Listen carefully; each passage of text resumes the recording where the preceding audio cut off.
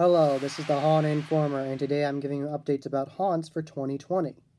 Lots of things are going to be different at haunt attractions this year. There's most likely going to be more animatronics, there's going to be less actors, there's not going to be fear flaps or anything hanging in front of you. So you know how they used to have it in haunt attractions in the past couple years. They've had like moss hanging down or string, so you'd walk in a dark area and the string would touch you and you'd be like, oh gosh, something's touching me. They're not going to have that this year.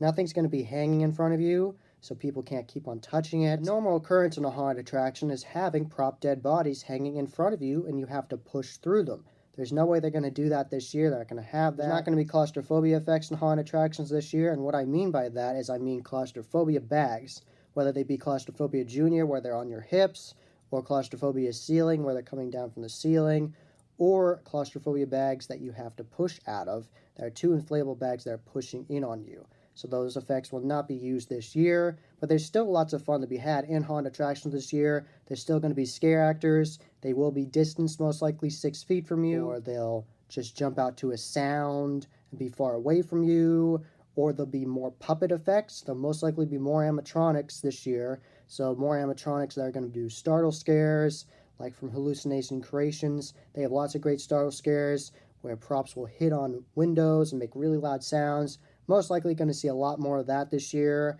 and lots of animatronics from Poison Props, where it's a quick startle scare, whether an animatronic comes down from the ceiling and is growling at you and grabbing at you, or grabs your legs. And Gorgalore just came out with a whole bunch of new animatronics that will come at you on a sled. They call it either the baby sled, which is still a really big sled but smaller, or a great big sled, and that will make that animatronic head come at you and it'll growl at you and bite at you. Actimatronics from Gorgalore will most likely be very popular this year in the haunt industry because you can be 6 feet away with those, and those are just puppets, and the actor can be back here controlling the puppet and lunge forward at the customers with it, and when they press the buttons on the handles, that'll make the eyes light up and the mouth open and growl, and it all goes to sound effects. It's really cool, and all of those can be really scary. So the haunt attraction industry still has plenty to offer. There's lots of good scares. You can have really detailed good sets. There's lots of good things to see in haunt attractions, and you can still get scares this year. Another interactive element the haunt attractions would use in the past was actors touching you,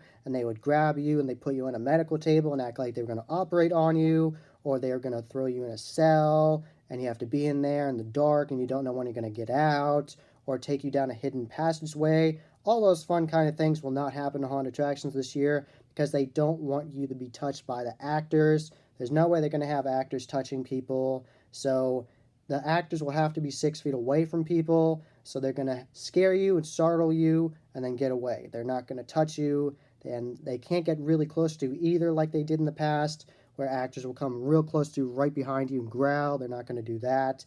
So it's going to be physically distant scares, but I still think those can be scary. Another normal occurrence in haunted attractions were fear flaps, and those were either strings of cloth or freezer strips, and you would push through those to transition from one scene to another. They're not going to have that this year, so people won't have to touch the same thing. So that will be different for sure. They're going to have to do more theming to transition from one scene to another. I'm very curious to find out how they're going to transition these rooms when they don't have the fear flaps, because some scenes you'd go from a safari to then go to the underworld, and there's demons everywhere, and there's fire, and I'm really interested to see how they transition those rooms. When I go to haunted attractions this year, I'll tell you what my experiences are on my channel. I'll tell you about the time ticketing, or having to wait in your car for the line, and they'll text you, everything that they're going to do with the new guidelines, and I'm very interested to see what happens this haunt season.